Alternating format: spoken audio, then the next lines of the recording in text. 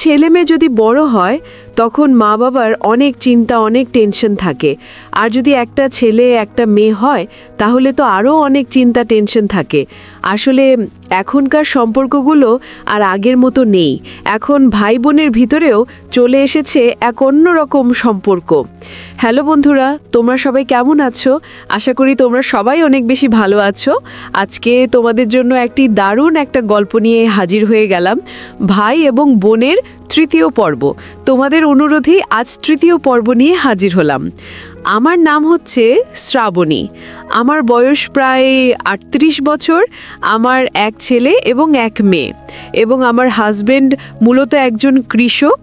এবং আমার ছেলে মেয়ে তারা আসলে দুজনেই বেশ বড় হয়েছে, প্রাপ্ত বয়স। তারা আসলে নিজেদের নিজেরাই বুঝে। এবং ছেলে এবং মেয়েকে আমি কলেজে পড়াই, নিখিলপুর ইউনিভার্সিটিতে। সেই জন্য তাদেরকে নিখিলপুর পাঠানো হতে হয়। এখন হ্যাঁ, আমার ছেলেটা একটু বড়, ওর বয়স হচ্ছে প্রায় ২০ বছর, আর মেয়েটার বয়স হচ্ছে তেমন বেশি না, ১৬ বছর। এখন ওরা দুই ভাই বোনই নিখিলপুরাতেই থাকে, সেখানে ইউনিভার্সিটিতে পড়াশোনা করে। এবং দুই ভাই বোন একটি বাসা নিয়ে তারা কিন্তু এই বাসাতে ভাই বোন মিলেমিশে থাকা, খাওয়া, পড়াশোনা সব কিছুই করতেছে। যেহেতু নিখিলপুরায় আসলে বড় হয়েছে, নিখিলপুরায় যেহেতু পড়াশোনা করে, আসলে নিখিলপুরার মানুষ কীরকম আপনারা সবাই জানেন। নিখিলপুরা আসলে একটু মডার্ন টাইপ চলাফেরা সবাই করে। সেখানে আসলে সম্পর্কের গুরুত্ব খুব একটা বেশি মানা হয় না। সেখানে আসলে সব কিছু ওপেন, খোলামেলা। ভাই বোন, মা বাবা কোনো কিছু নেই, সব কিছু খোলামেলা, ওপেন রিলেশন যাকে বলা চলে। এখানে আসলে সিক্রেট কোনো কিছু নাই। সো আসলে আমার মেয়েরা আসলে এবং ছেলেরা আসলে নিখিলপুরাতে অনেকটা এরকমভাবেই বড় হয়েছে। আমার ছেলের নাম হচ্ছে অরুণ এবং মেয়ের নাম হচ্ছে পায়েল। পায়েল বেশ ভালো পড়াশোনায়, অরুণও বেশ ভালো পড়াশোনায়। তারা যেহেতু নিখিলপুরায় থাকে, একে অন্যের সঙ্গে থাকে, বেড শেয়ার করে, এক রুমে থাকে। বেশিরভাগ সবাই জানেন আসলে নিখিলপুরা শহরে বিশেষ করে ব্যাচেলর রুম কিন্তু একেবারেই পাওয়া যায় না, একেবারেই পাওয়া যায় না। কারণ আপনি যদি স্বামী স্ত্রী না হন তাহলে তো আরও কঠিন। নিখিলপুরা শহরে তো রুম পাওয়াই কঠিন, একেবারেই কঠিন। তো তারপরও আমার ছেলে মেয়ে যেহেতু নিখিলপুরা কলেজে পড়াশোনা করে, তো তাদের অনেক ফ্রেন্ড সার্কেল আছে, অনেক পরিচিত বন্ধুবান্ধব আছে তাদের, যেই কারণে আসলে তাদের রুম খুব একটা বেশি কষ্ট হয় নাই। তো কলেজের পাশেই তারা একটা ফ্ল্যাটে এক রুমের বাসা নিয়ে ভাই এবং বোন থাকে। তো তারা কলেজ শেষে পড়াশোনা করে, টেবিল টুবিল সব কিছুই আছে। এবং আমি যতটুকু জানি আমার ছেলে এবং মেয়ে আমাকে বলেছে তারা এক রুমেই থাকে, একটা খাতে দুই ভাই এবং বোন থাকে। বাট তারা সবাই জানে যে আসলে ভাই বোন, তাদের ওয়াইফাই আছে, মাঝে মধ্যে ভিডিও কল দেয় আমাকে ইমোতে, আমারও খুব ভালো লাগে।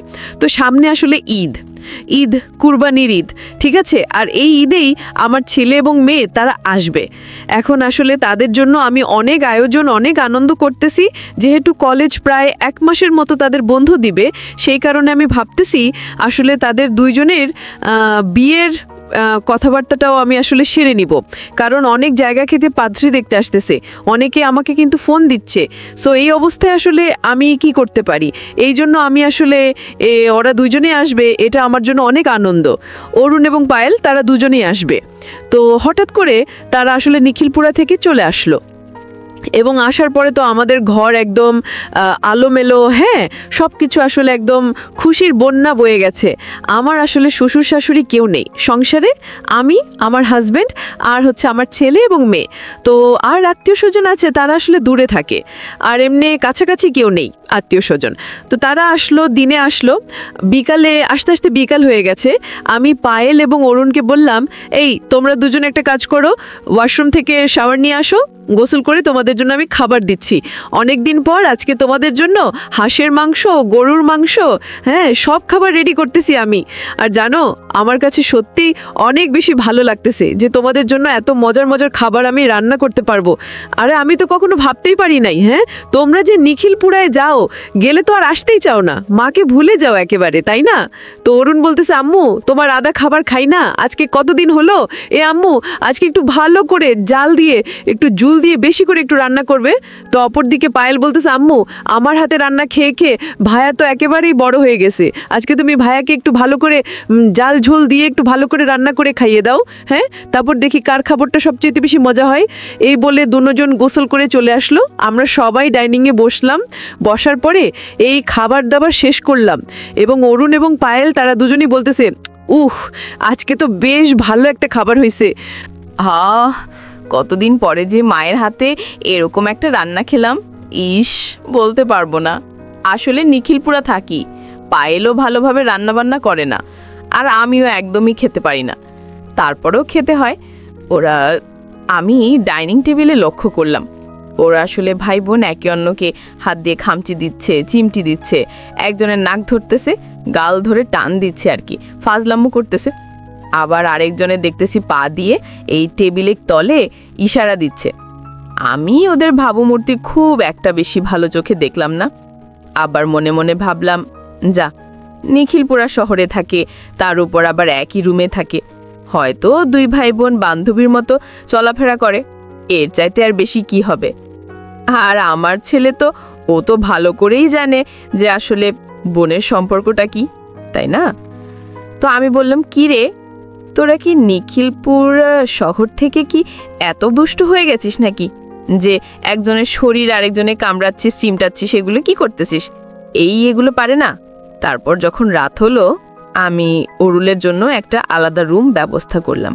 সেই রুমে অরুণ এবং ওর বাবা থাকবে। যেহেতু আমাদের গ্রামের বাড়ি, আসলে আমাদের এই বাড়ি হচ্ছে 2 রুমের বাড়ি, আর একটা ডাইনিং রুম, একটা কিচেন রুম। তো আমাদের আসলে এই টাকা পয়সা ভাবে নাই, যেই কারণে আসলে বাড়ি করতে পারি নাই। গ্রামের বাড়ি তো আপনারা অনেকেই বোঝেন, তাই না? আর একটা হচ্ছে আমি আর আমার মেয়ে পায়েল, আমরা দুজন থাকবো। তো আগে ছেলে মেয়ে ছোট ছিল, আমি এক রুমে, এই হাজব্যান্ড আর আমরা সবাই একসাথেই থাকতাম। তো এখন যেহেতু ছেলে মেয়ে বড় হয়ে গেছে, এখন তো আর একসাথে থাকা সম্ভব না। তারপর আমি পায়েলকে বললাম, পায়েল তুমি আমার সাথে ঘুমাবে আজকে, ঠিক আছে? আর অরুণ তুমি তোমার বাবার সঙ্গে ওই রুমে শুয়ে পড়ো গিয়ে, খাওয়া দাওয়া শেষ করে। অরুণ বলল, না মা, তুমি আর আব্বু আগে যেভাবে ঘুমাতে ঠিক এইভাবেই এই রুমে ঘুমাও, আর আমি আর পায়েল ওই রুমেই ঘুমাবো। আমরা যেভাবে নিখিলপুরাতে থেকেছি একই রুমে, আমরা সেভাবেই থাকবো। আমি অরুণকে একটু ঝাড়ি মেরে বললাম, এই কি বলতেছিস, এটা গ্রামের বাড়ি, এটা নিখিলপুরা শহর না।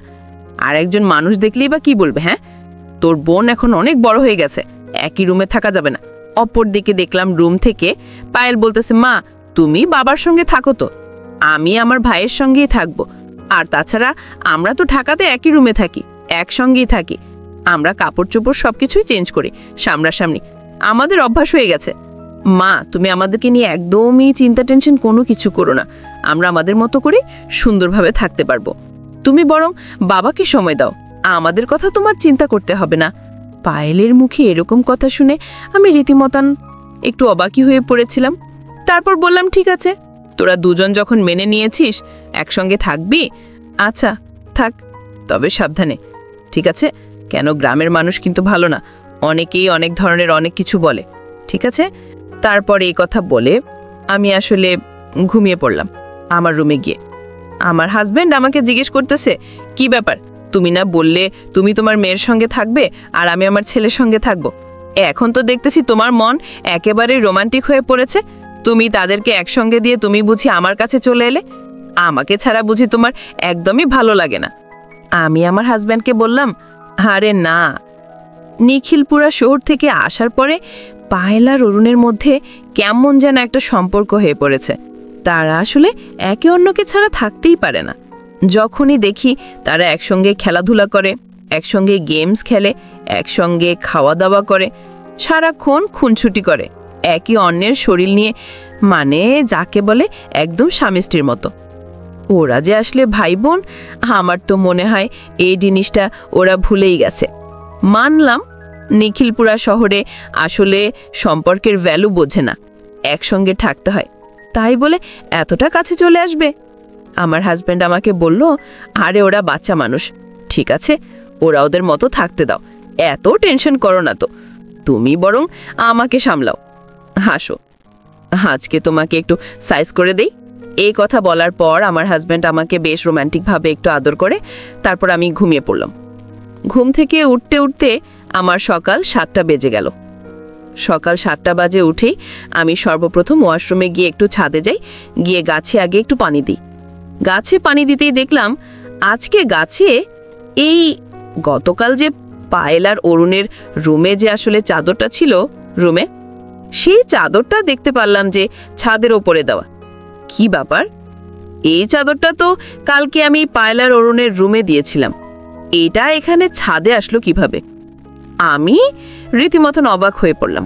আবার দেখতেছি চাদরের ভিতরে কি সমস্ত যেন দাগ দেখা যাচ্ছে। এইটা কিভাবে সম্ভব? আমি তাড়াতাড়ি ওদের রুমে গেলাম, গিয়ে যা দেখলাম বন্ধুরা, এইটা তোমাদেরকে বলে বোঝাতে পারবো না। ওরা কি ভাই বোন নাকি স্বামী স্ত্রী, আমি জাস্ট এটাই বুঝতে পারতেছি না। আমি দেখতেছি পায়েল আসলে অরুণের কোলে বসে আছে এবং তারা একে অন্যকে কি যেন বলতেছে। তার উপর আবার পায়েলের চোখে চোখে কি যেন দেখে দিচ্ছে এবং পায়েল একটু কান্না কান্না ভাব। পায়েলকে আসলে একটু আদর করে দিচ্ছে, এরকম একটা কিছুই দেখতে পারতেছি। আমি গিয়ে ওদেরকে একটা ডালি দিলাম। এই অরুণ, কি ব্যাপার? পায়েল, কি ব্যাপার? তুমি ওর কোলে কেন বসে আছো? আর তুমি ওর গালে কি করতেছো? তোমরা আজকে আলাদা হয়ে যাবে। এই পায়েল, তুমি আজকে থেকে আমার সঙ্গে থাকবে। আচ্ছা, সারা রাত ভাই বোন বুঝে এই সমস্ত কাজকাম করে বেরো, তাই না? তোরা কি ভুলে গেছিস তোরা যে ভাই বোন, তোরা স্বামী ছি না? ছি ছি ছি। পায়েল, আজকে আমার বোন আসতেছে, আমার বোনের ছেলের সঙ্গে তোমার বিয়ের কথা চলতেছে, আর তুমি কিনা তোমার ভাইয়ের সঙ্গে এই সমস্ত কাজ করে বেড়াচ্ছ? ছি ছি ছি। পায়েল, তুমি তো আমার মান সম্মান একদমই রাখলে না। তারপর অরুণকে আমি 2টো চড় মারলাম। 2টো চড় মেরে আমি তাকে রুম থেকে নিয়ে আসলাম এবং আমি তাকে বললাম, বেয়াদব ছেলে, নষ্ট ছেলে, তোমার কি মান সম্মান বলে কোনো কিছু আছে? হ্যাঁ, আত্মসম্মান বলে কোনো কিছু আছে? নিজের বোনের সঙ্গে তুমি এমন কাজটা করতে পারলে? তাকে তোমার কোলে তুমি বসাতে পারলে? ছি ছি ছি ছি। আজকে আমার বোন আসতেছে, তার ছেলের সঙ্গে আমি ভাবতেছি পায়েলের বিয়ে দিব। আমার বোন এসে যদি দেখে তোমাদের এই সমস্ত কার্যকলাপ, সে কি তার ছেলের সঙ্গে আমার মেয়েটার বিয়ে দিবে? তুই তো আমার মেয়ের কপালটা পুরবি হতছাড়া। এই কথা বলে 2টো চড় দিয়ে আমি তাকে বললাম আমার সামনে থেকে বের হয়ে যেতে। তারপর আর কি নাস্তা বানাবো, আমার তো একেবারেই মুড নষ্ট, আর কোনো কিছু কাজ করতেই আমার মন যাচ্ছে না। ছেলে মেয়ের এই অবস্থা দেখে আর কি ভালো লাগে। মা হিসেবে আমি তো নিজেকে কোনোভাবেই আমি নিজেকে আসলে কি বলবো, আমার এত পরিমাণ রাগ হচ্ছে। যাই হোক, আমি আসলে অরুণের বাবাকে কোনো কিছু বুঝতে দিলাম না। উনি যদি আবার ব্যাপারটা জানতে পারে তাহলে উনি বেশ রাগ করে ফেলবে, এই জন্য আর তাকে কোনো কিছু বুঝতে দেইনি। তারপর আর কি করব? তারপর আমি রান্নাঘরে গিয়ে চোখে জল মুছতেছি আর ভাবতেছি, নিখিলপুরা শহরে কলেজে পড়ে পড়ে আমার ছেলেমেয়েগুলো মনে হয় একেবারেই নষ্ট হয়ে গেছে। ছি আল্লাহ, এই জন্যই কি তুমি আমাকে বেছে রাখছো? ওরা শুনেছি নিখিলপুরা শহরে একসঙ্গে থাকে, একই রুমে থাকে, তার মানে তারা এত বছর ধরে এই সমস্ত কাজ করে বেরিয়েছে। এই সমস্ত কথা ভাবতে ভাবতেই আমার ভীষণ লজ্জা হচ্ছে, নিজের কাছেই নিজের লজ্জা হচ্ছে, আবার অপরদিকে খুব অভিমান হচ্ছে। করি একটু পরেই আমি কিচেন রুম থেকে শব্দ পেলাম। আবারও পায়েল এবং অরুণ তারা যেন কানে কানে আওয়াজ করতেছে। আমি তাদের রুমে কান পেতে শুনতেছি। পায়েল বলতেছে, ভাইয়া আমরা বাড়িতে এসে ভুল করেছি, আমরা যদি নিখিলপুরেই থেকে যেতাম তাহলে আজকের এই দিনটা আমাদেরকে দেখতে হতো না। আরে নিখিলপুরা তো আমরা রুমের ভিতরে সারাক্ষণ একাই থাকি। হ্যাঁ, আমরা কি কাপড় চোপড় পরলাম না পরলাম আমরা কোনো কিছু দেখি না। তুই সারাক্ষণ আমাকে এই আদর করিস, আমার কাছে থাকিস, আমি তোর সঙ্গে থাকি, কাছে থাকি, আমরা 2 ভাই বোন খেলাধুলা করি, কত সুন্দর আনন্দ উল্লাস করি।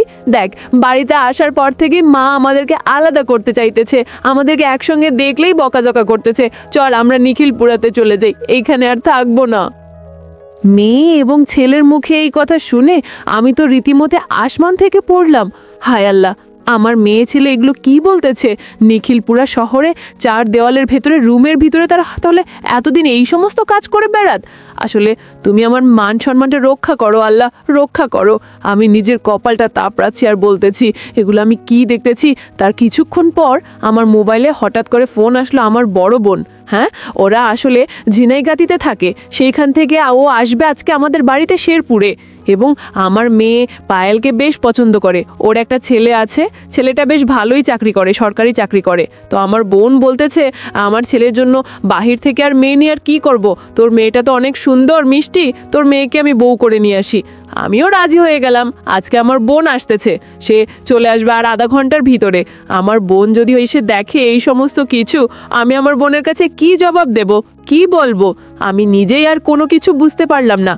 এরপর যখন আজকে আমার বোন আসলো, তখন আমি দেখতে পারলাম যে আসলে আমি পায়েল এবং অরুণকে আবারও গিয়ে বুঝাবার চেষ্টা করেছি। পায়েল দেখো, আজকে কিন্তু এই তোমার খালামণি আসবে, ঠিক আছে? আর তুমি কিন্তু আমার সঙ্গে শোবে, আর অরুণ তুমি তোমার বাবার সঙ্গে শোবে, না হলে কিন্তু তোমার খবর আছে। আর তোমরা এই সমস্ত কিছু করতেছো, তোমাদের কার্যকলাপ দেখে কিন্তু আমার একদমই ভালো লাগতেছে না। দেখো পায়েল, তোমার কিন্তু বিয়ে ঠিক হয়ে গেছে, আর কিছুদিন পরেই তোমার বিয়ে। তুমি তুমি এই সময় তোমার ভাইয়ের কাছে আর আসবে না। তারপর ওরা রুম থেকে চলে গেল। আমি তাদেরকে বলতেছি তোমরা এখন রুম থেকে যাও, গিয়ে একটু উঠানে খেলাধুলা করো, বরং আমি তোমাদের রুমটা একটু গুছিয়ে দিচ্ছি, ঠিক আছে? একটু ঝাড়ু দিয়ে দিচ্ছি। ওদের রুমটা আমি গুছাতে গিয়েই আমার চোখে পড়লো যে আসলে প্রেগনেন্সির একটা ফাইল। এইটা দেখে আমার মাথাটা রীতিমতো অবাক হয়ে গেল। হায় আল্লাহ, তার মানে কি আমার মেয়ে পায়েলকে আমারই ছেলে প্রেগনেন্ট করে দিল? এটা কি সম্ভব? এতদিন আমি কি তাহলে দুধ দিয়ে কালচার পুষেছি? আমি এটা কি দেখতেছি আল্লাহ? এই প্রেগনেন্সি ট্যাবলেট, তারপর যে নরএক্স, ফ্যামিকন, আরও কি সমস্ত কি, তারপরে যে বাচ্চা কয় মাসে, এগুলো সমস্ত কিছু আমি দেখতেছি। আল্লাহ, তুমি এই জিনিস দেখার আগে আমাকে তুমি কেন পৃথিবী থেকে উঠিয়ে নিলে না? তারপর আমি আসলে তাড়াতাড়ি অরুণের কাছে গেলাম, গিয়ে বললাম এই হতচ্ছাড়া, তোর কি মান সম্মান বলে কোনো কিছু নেই? তোর কি আত্মসম্মান বলে কোনো কিছু নেই? এই বলে আমি ওকে বেপরা ভাবে আমি ওকে চোর থাপ্পড় দিয়ে অনেক কিছু ওকে মারতেছি। আমি ধুমচাঁদ বলতেছি তুই আবার কি সর্বনাশটা করলি? তুই ভাই হয়ে তোর বোনকে এইটা তুই করতে পারলি? হতচ্ছাড়া, তোর বোন লাগে, তোর মায়ের পেটের বোন, তুই এইটা কি করলি? কি করলি তুই? এটা কি করলি রে বাবা? হ্যাঁ, তুই তোর বোনকে শেষ পর্যন্ত প্রেগনেন্ট করে দিলি। আরে তোর বোনের বিয়ে ঠিক হয়ে গেছে, এখন আমি তোর খালামণিকে কি বলবো? হতচ্ছাড়া। বন্ধুরা, আপনারা যারা ছেলে মেয়েকে একসঙ্গে বড় করতে চাচ্ছেন, খবরদার খবরদার। আসলে কি বলবো, এটা আমারই ভুল হয়েছে, আসলে আমারই ভুল হয়েছে তাদেরকে ঢাকা শহরে একসঙ্গে এইভাবে বড় করতে। তারপর আমার হাজব্যান্ড আসলো, ওর বাবা আসলো, এসে বলতেছে কি হয়েছে, তোমরা মা ছেলে এরকম কি করতেছো? আমার হাতে প্রেগনেন্সি রিপোর্ট দেখে আমার হাজব্যান্ড তো রীতিমতো চোখ কপালে উঠে গেল। উনি একটা লাঠি নিয়ে আমার ছেলেকে ইচ্ছা মতো পেটাচ্ছে আর বলতেছে তুই ভাই হয়ে তুই বোনের সঙ্গে এটা কি করলি? এই জন্যই কি তোকে নিখিলপুরা শহরে এত টাকা খরচ করে আমি লেখাপড়া করতে পাঠিয়েছিলাম? এই শিক্ষাই তোকে দিয়েছিলাম? আর এই কথা বলে বলে ওকে ধুম পেটাচ্ছে। আর পায়েল তখন আমাদের রুমের ছিল না, হঠাৎ করেই মারের শব্দ শুনে বাইরে থেকে আসলো, এসে বলতেছে আরে আম্মু তুমি এটা কি করতেছো? তুমি এটা কি করতেছো? থামো থামো আম্মু, তুমি থামো। বাইরে থেকে হঠাৎ করে দৌড়ে এসে পায়েল বলতেছে আম্মু আব্বু তোমরা ভুল করতেছো, দেখো বায়া কিন্তু এই কাজটা একদমই করে নেই। হ্যাঁ, আমি মানতেছি আম্মু, আমি প্রেগনেন্ট, আমি ভুল করেছি আম্মু, যদি কোনো অন্যায় করে থাকি সেটা আমি করেছি, আমার বায়া কোনো অপরাধ করে নেই, বায়া নিষ্পাপ। আম্মু প্লিজ তুমি বায়াকে ছেড়ে দাও।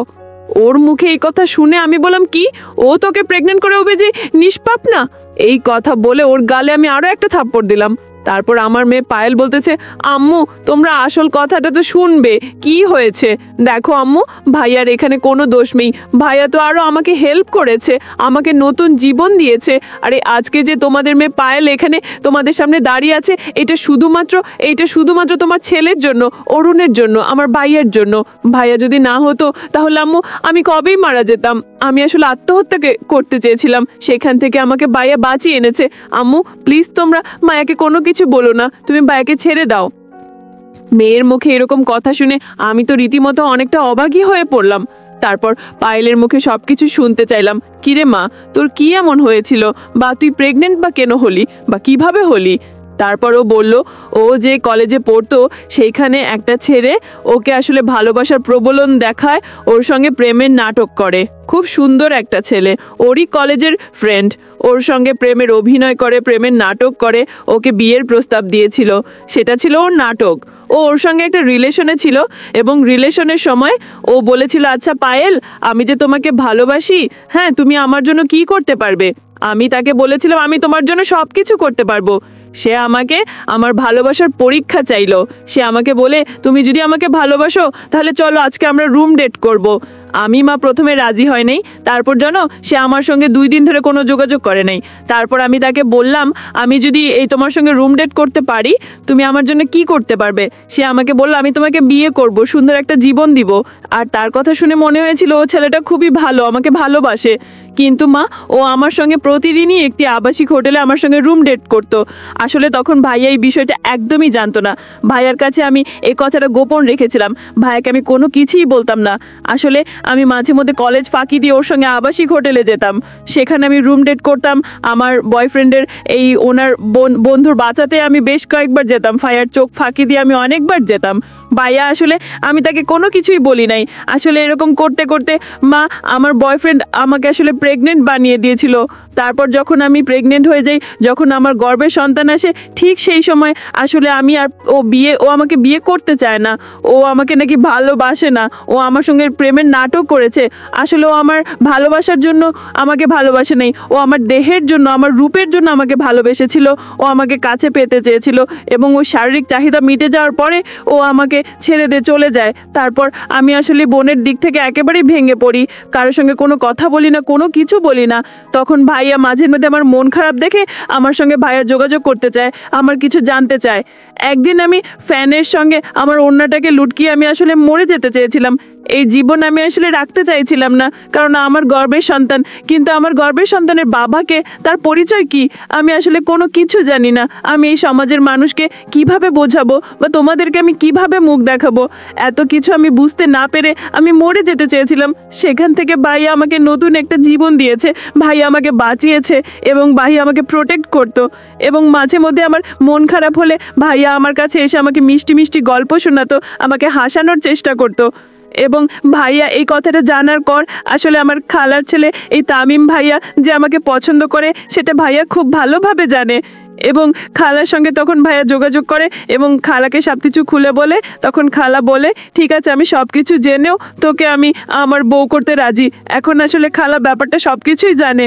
তারপর এই যে এবারে ঈদে আসা এবং এই খালা যে পায়েলকে দেখতে আসবে, এইটাও আমরা আসলে আগের থেকেই ফোন করে খালার সঙ্গে সব কিছু যোগাযোগ করেই আসি। আসলে খালা সব কিছু মেনে নিয়েছে, যেহেতু আমরা তারই মেয়ে, এই জন্য খালা আমাদের এই অন্যায়টা মেনে নিয়েছে।